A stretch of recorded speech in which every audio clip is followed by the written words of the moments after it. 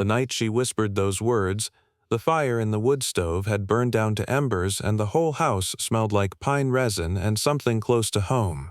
I had just set 2 mugs of chamomile tea on the kitchen table, the same way I had done every night for the past 6 weeks. Same mugs, same table, same quiet house at the edge of Cedar Falls, Montana. She was sitting across from me with her hands wrapped around the warmth of the ceramic and her eyes somewhere far away. And I had just said it again the way I always said it, easy and matter-of-fact, the way a man says something he has been repeating so often it stops sounding like what it actually means. I told her, "This is just on paper, Nora. The lawyer said 3 more weeks and everything gets sorted." She did not answer right away. She turned the mug slowly between her palms the way she always did when she was thinking something through, and the firelight caught the side of her face and the loose strand of dark hair that had fallen from her braid, and for a few seconds the only sound in the room was the low hiss of the embers and the wind pressing against the old window panes. Then she looked up at me. Her eyes were steady but soft, the kind of soft that only comes to a person who has been afraid for a long time and is only just beginning to lower their guard. And she whispered those words so quietly I almost missed them. "Then why does it feel real?" I did not answer. I could not. Because the truth was, I had been asking myself the same question for weeks, and I still had not found an answer I was brave enough to say out loud. But let me take you back to the beginning. To the night 6 weeks earlier when a woman I had never met knocked on my door in the middle of a Montana rainstorm and changed the quiet life I had spent years convincing myself was enough. My name is Cole Brennan. I am 33 years old, and I live at the edge of Cedar Falls, Montana, in a house my grandfather built with his own hands 30 years before I was born. The house sits on a narrow road that bends south toward the river, hemmed in by Douglas fir trees and the kind of silence that gets into your bones if you let it. I run a small furniture workshop out of the old garage attached to the back, custom cabinets, restored chairs, handmade tables. Nothing that makes headlines, nothing that pays exceptionally well, but honest work that keeps my hands busy and my head clear. People around Cedar Falls know me as the quiet one, the man at the end of Miller Road who waves back when you wave first and does not ask for much. I had built my life the way I built furniture, carefully, without rushing, one piece at a time. I was not lonely in the way that made me restless. I was just alone, and for a long time those two things had felt like the same. If you have ever convinced yourself that empty and peaceful mean the same thing, you will understand exactly what I mean. Those were the hours I knew the truth. Late at night, kitchen table, fire going, no sound in the world except the wind, and I had grown practiced at not listening. The night Nora Hayes knocked on my door, I was in the workshop sanding the legs of a dining table I had been working on for 3 weeks. It was past 10 in the evening. Rain had been hammering Cedar Falls since mid-afternoon, the kind of cold October rain that turns the dirt roads to mud and drives every sensible person indoors. I was not expecting anyone. When I heard the knocking, I thought it was the wind catching the gate. Then I heard it again, 3 slow knocks, deliberate, careful, like someone who was not sure they were doing the right thing but had run out of other options. She was standing on my porch with her hair plastered flat against her face and her coat soaked completely through and a canvas bag over one shoulder that had clearly been rained on for a very long time. She was maybe 5'6", dark-haired, with gray-green eyes that looked at me with a mix of exhaustion and something I can only describe as fierce, determined dignity. She was shaking, but not entirely from the cold. I could tell the difference. I had seen that particular kind of shaking before, in people who had been holding themselves together for too long and were using the very last of their strength to do it. She said, "Are you Cole Brennan?" And I said yes, and she said, "Margaret Walsh sent me.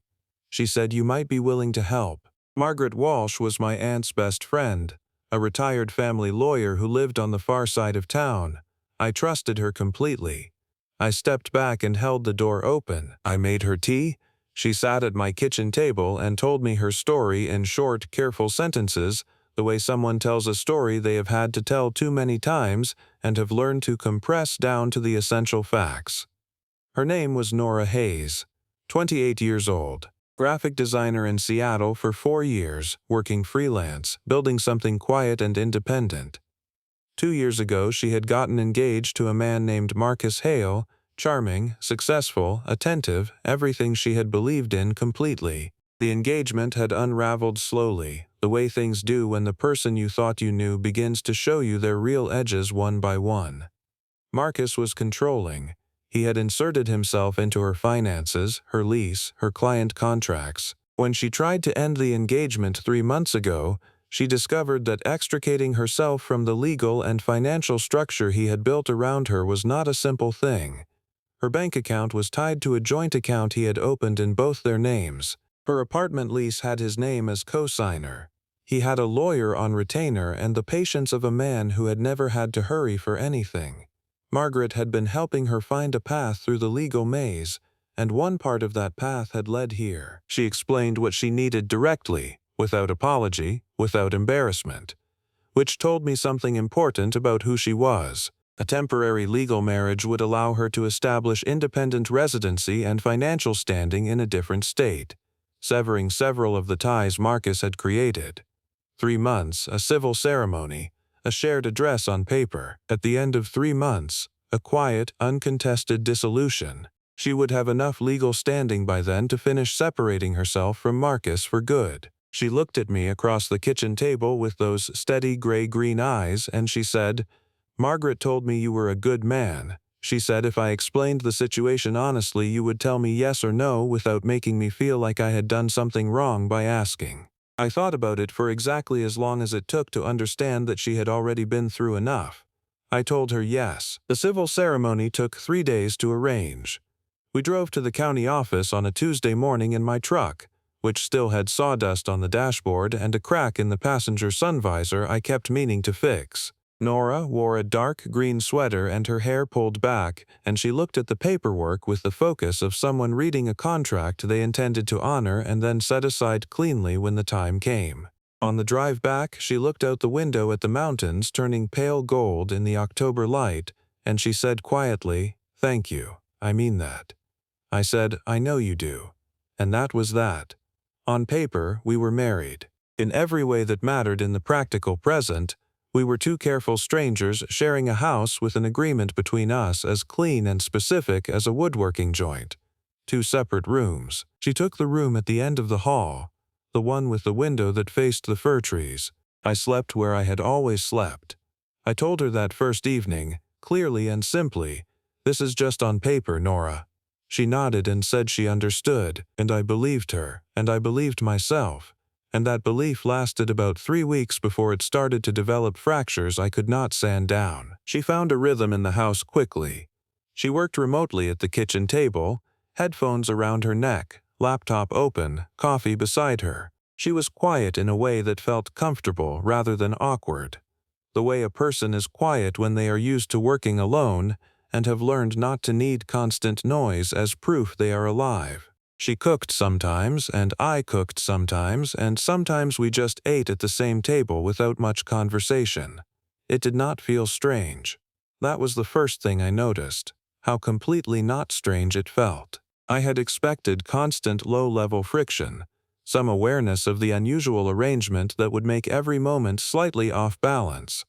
Instead, the house just felt inhabited in a way it had not for years, and I found myself noticing small things I had no reason to notice. Her coffee cup left near the sink in the morning, the sound of her moving around in the hallway before I came downstairs, the particular way she laughed to herself at something on her laptop screen, a quiet private sound she never seemed to know she was making, warm and unguarded and nothing like the composed person she was with clients. She started coming into the workshop after the 2nd week. Not intrusively, just to look. She stood in the doorway the first time and asked if she was in the way. I told her she was not. She asked real questions. What kind of wood is that? Why do you use that joint here instead of a simpler one? What does it feel like when a piece comes out the way you meant it to? I answered all of them and kept working while I answered, and the two things fit together in a way I had not expected. She had an eye for proportion and balance the way someone does who thinks about visual composition for a living. One afternoon, she sketched out a modification to a cabinet door I had been struggling with. A simple adjustment that solved a balance problem I had been circling for 2 days. I used her adjustment. The cabinet came out better for it. I did not make a big thing of it, but I did not forget it either. That afternoon I cleared a shelf by the workshop window. I did not say it was for her sketchbook. She saw it, and 2 days later her sketchbook was on it, and neither of us said a word about the exchange. 6 weeks in, on an ordinary Thursday evening, Marcus Hale sent a letter to the Cedar Falls address. I was not home when it arrived. Nora had signed for it, and by the time I came in from the workshop she was sitting at the kitchen table with the letter open in front of her, and her hands flat on the table on either side of it like she was trying to press it down. She was very still. I read it over her shoulder without asking permission because she did not need to ask me to understand. The letter was from Marcus's lawyer. It referenced the shared financial accounts, the Seattle apartment, and a claim that Nora's out-of-state marriage was fraudulent. It requested her return to Seattle within 10 days for mediation or threatened to pursue contempt of court action. The language was measured and sharp in the way lawyers make language sharp when they want to terrify someone without leaving fingerprints on the fear. I sat down across from her. "You did not tell me he had a lawyer already." She said, "I told you he had legal resources." I said, "That is not the same thing." She looked back at the letter. "Margaret has been working on this. It is not a surprise that he is pushing back. He always pushes when he loses control of something." She said it quietly, not bitterly, which told me it was true in a bone-deep way she had already made her peace with. I asked what Margaret said to do. She said Margaret had already seen a copy, and that Marcus's position was weaker than his lawyer's language suggested. Then I asked her flat and direct, "Is there anything about this situation that puts the shop or the house at legal risk?" She met my eyes without flinching. "No." Margaret was careful. "This is about me and what he did to me. You are protected." I nodded, "Then we wait him out."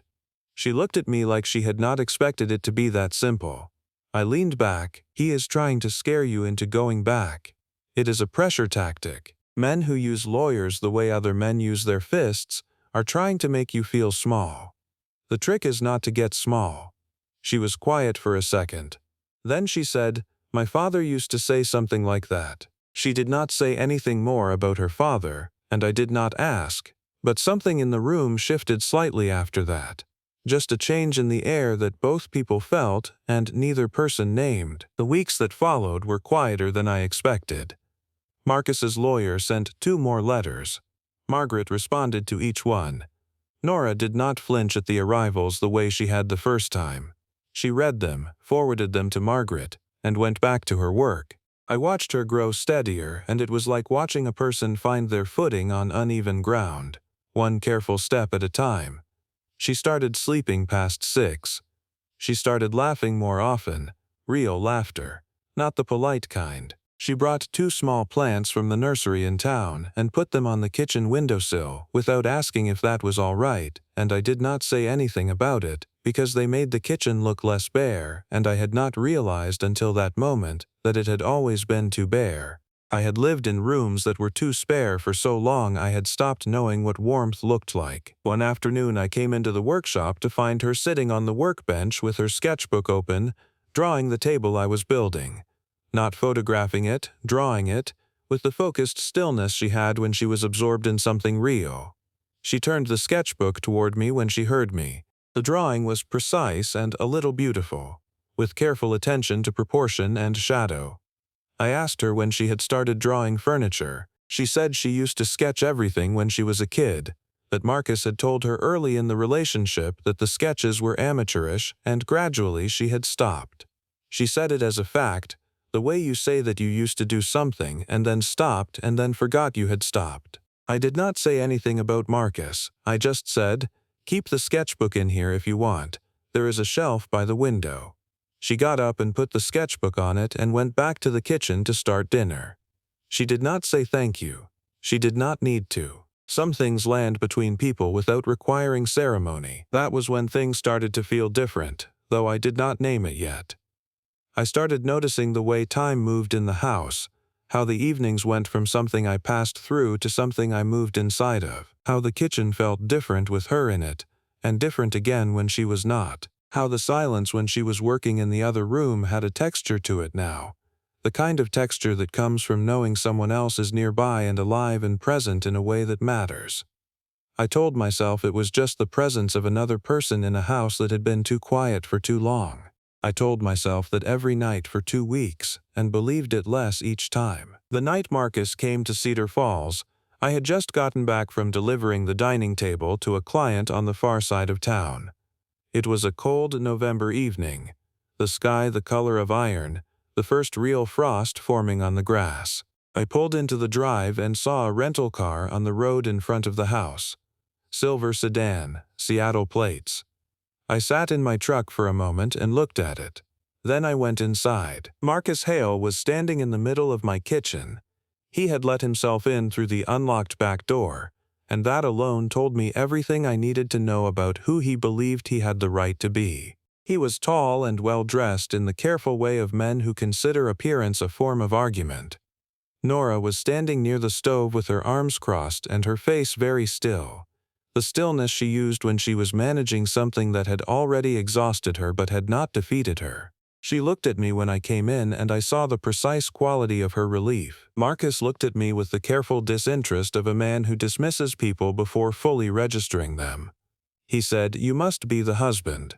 He said the word the way you say something you find slightly ridiculous. I set my keys on the counter and did not say anything right away because silence makes men like Marcus Hale fill space they should not fill, and what they fill it with usually tells you more than their prepared speech would. He looked around the kitchen, at the plants on the windowsill, at the 2 mugs on the drying rack, at Nora's sketchbook on the counter. He said, "This is a long way from Seattle, a long way from everything Nora was building." I looked at Nora. She met my eyes and gave a single small shake of her head. "Don't." I understood. I walked to the counter and poured a glass of water and looked at Marcus directly. I said, "I think you should say whatever you came to say and then leave." He smiled the way men like him smile when they believe they are the smartest person in the room. He turned back to Nora and said her name with the tone of someone reclaiming property, said this had gone far enough, that she should come back and they would sort everything out quietly. He said he still had feelings for her. He said it was clear she was frightened and acting impulsively, and that this was not who she was. He was good at this. I could hear how he had done it for 2 years, the gentle reasonableness of it, the way he framed her choices as symptoms of fear rather than decisions of a person who knew exactly what she was doing. Nora said, quietly and without flinching, "I know exactly what I am doing, Marcus." The reasonable mask slipped just slightly. He turned to me with a different tone. He said a marriage of convenience was not going to hold up under scrutiny, that his lawyer could challenge the residency claim, that there was nothing real about any of it. He said the word real the way people say a word when they mean it as a weapon. The kitchen was very quiet. Outside, frost was still building on the glass. I set my glass down on the counter and I said, "Get out of my house." He started to say something. I said it again, not louder, just clearer. The way you say something when you mean it all the way through. He picked up his jacket and walked out. The back door clicked shut. I watched the rental car lights come on and disappear into the dark between the fir trees. Nora was still near the stove, both hands pressed flat against the counter behind her. She said, "He is not going to stop." I said, "I know." She said, "I am sorry he came here." I turned and looked at her. She looked pale and tired and like someone who had been fighting something for so long they had started to wonder if the fight would ever end. I said, "You do not have to apologize to me." I picked up both mugs from the drying rack and made tea because it was the practical thing to do and because I did not know what else to do with the feeling that had been accumulating in my chest for weeks and was now pressing against the inside of my ribs with a weight I could no longer ignore. We sat at the kitchen table. The fire had burned down to embers. The house smelled like pine and something close to home. She had her hands wrapped around her mug and her eyes somewhere far away. I said it without planning to. The same thing I had been saying for weeks, steady and matter-of-fact. I told her, "This is just on paper, Nora. The lawyer said 3 more weeks and everything gets sorted." She turned the mug slowly between her palms. The firelight caught the side of her face and the loose strand of dark hair that had fallen from her braid. She looked up at me, and she whispered it. "Then why does it feel real?" I did not answer. The question sat in the warm air between us like something alive, like something that had been waiting a long time to be said and was now simply resting in the space it had always occupied. She did not look away. I did not look away. I was aware of everything in that moment with a clarity that only comes when something you have been quietly avoiding is suddenly standing directly in front of you with no more patience for being avoided. The crack in the ceiling above the table I had been meaning to patch for a year. The second plant she had added to the windowsill last week without mentioning it. The sketchbook on the counter that had begun its life on a workshop shelf and had slowly migrated through the house the way belonging migrates, one room at a time without anyone deciding it should. The specific honesty of her face, not afraid, not performing, just open in the way that costs something real. I set my mug down very carefully. I said, "Because it is." She closed her eyes. One tear ran down the side of her face, and she did not wipe it away. I reached across the table and put my hand over hers, not tightly, just enough to be felt. She turned her hand under mine and held it. We sat like that for a long time while outside Cedar Falls settled into its November dark and the frost thickened on the glass, and neither of us said anything more, because nothing more needed to be said that night. The next morning I called Margaret before Nora was awake. I told her about Marcus's visit. Margaret said, "I have been waiting for him to do something like this. It helps us, Cole. It establishes a pattern of intimidation that considerably strengthens her position." She said she had already been in contact with a judge she trusted. She said Marcus's claim that the marriage lacked credibility was going to be very difficult to argue given the established shared residence and the testimony of people in Cedar Falls who had seen them together regularly for 6 weeks. She said, "How are the two of you?" I said we were fine. Margaret paused for a second longer than she needed to. She said, "I mean, how are the two of you?" I looked out the kitchen window at the fir trees in the early light, at the frost still white on the branches, at the particular quality of a Montana morning that makes everything look as though it has just been decided. I said, "I will call you if anything changes." 3 days later, Margaret filed a response to Marcus's lawyer that detailed the pattern of financial coercion, the unauthorized account access, and the intimidation visit. She attached sworn statements and, at her insistence, a photograph that Nora had taken in the workshop 2 weeks earlier on a quiet afternoon. We were both in the frame. She was sitting on the workbench with her sketchbook. I was at the work table with my back half turned and my head slightly turned toward her, the way you naturally orient yourself toward someone whose presence you are aware of even when you are not looking directly at them. It was not a posed photograph. It was just an ordinary moment in an ordinary afternoon, recorded without thinking about what it might eventually prove. Margaret said it was the most credible photograph she had ever submitted in a case. I believed her, but I also looked at it for a long time for a different reason. You could see it in the unconscious posture of both of us. Whatever the paper said, something in that photograph had been quietly telling the truth for longer than either of us had admitted. Marcus's lawyer went quiet for 10 days. When they responded, the tone had changed. The contempt threat was withdrawn. The mediation request was reframed as voluntary. Margaret called it a full retreat. She said the financial accounts would take another 4 weeks to fully disentangle, that the apartment situation was nearly resolved, that Nora was close. She said, she can start thinking about what comes next. I told Nora that evening at the kitchen table. She listened carefully and thanked me for calling Margaret right away. She was steady and clear. Then she got up to clear the mugs and she stopped with her back to me at the sink and she said, very quietly, 4 more weeks. I said yes. She did not say anything else. She finished rinsing the mugs and dried her hands and said goodnight and went down the hall. I sat at the kitchen table for a long time after that, looking at the 2 plants on the windowsill and the sketchbook on the counter and the empty space across the table that still felt, somehow, occupied. The next morning, I got up early and went to the workshop. I had been thinking about something for weeks without letting myself look at it directly. I looked at it now. The arrangement had always had a clear end, 3 months. A clean dissolution. 2 people returning to their separate lives. But something had grown up around that foundation that had nothing to do with paperwork. She had put 2 plants on my windowsill. Her sketchbook was on my workshop shelf. I knew how she took her coffee. I knew the sound she made when she found something funny and was trying not to show it.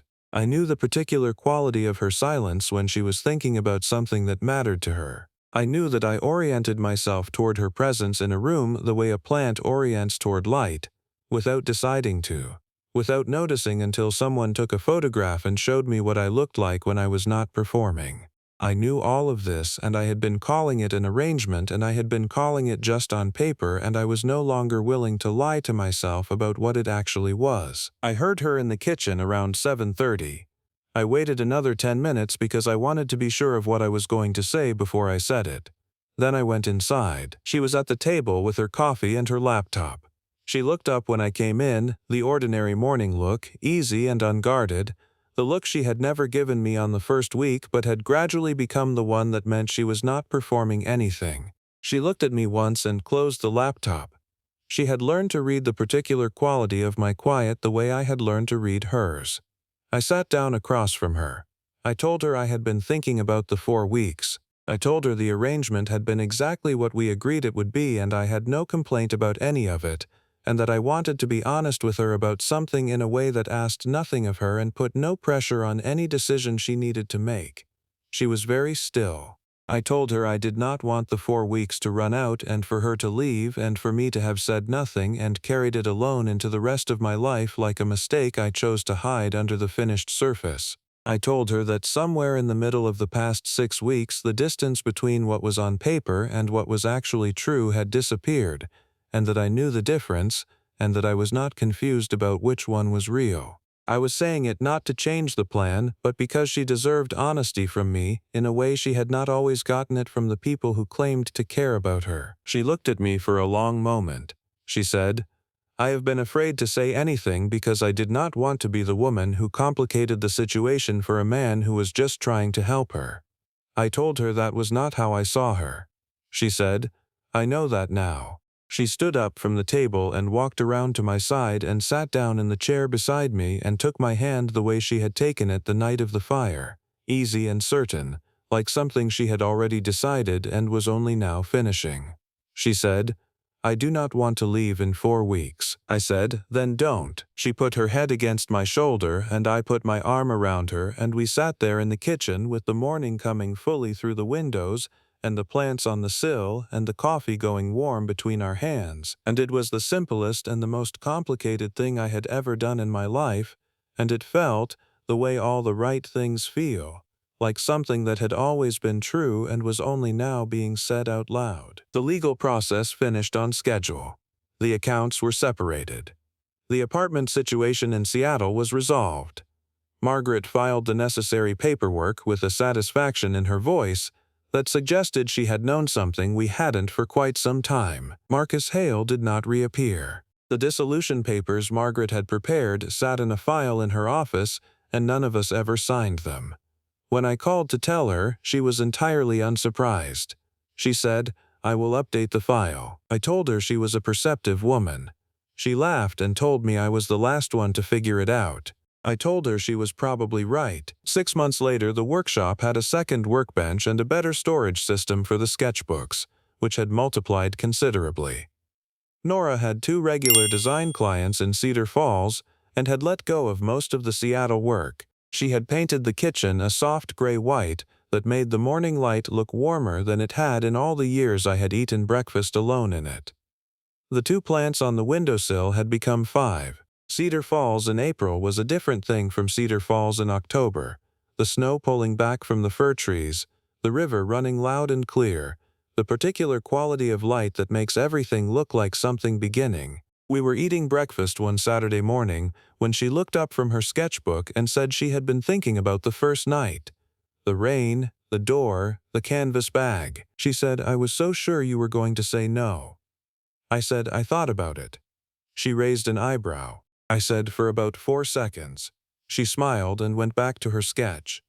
I looked at her for a moment, At the morning light on her face and her hair loose and the quiet confidence in the way she moved through a space that had become hers as completely as it was mine, and I thought about the phrase on paper and what it had meant and what it had never really been able to contain. I had spent 6 weeks repeating that sentence and believing it less each time. She had spent 6 weeks hearing it and feeling something entirely different. Somewhere in the space between what we said and what was true, a life had taken root without asking our permission. I was glad it had not asked.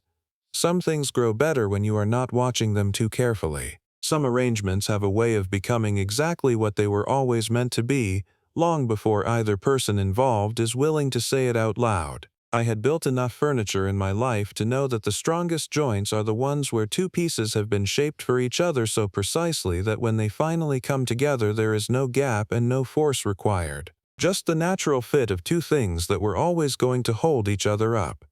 The paper had been the beginning. What we built on top of it was the rest.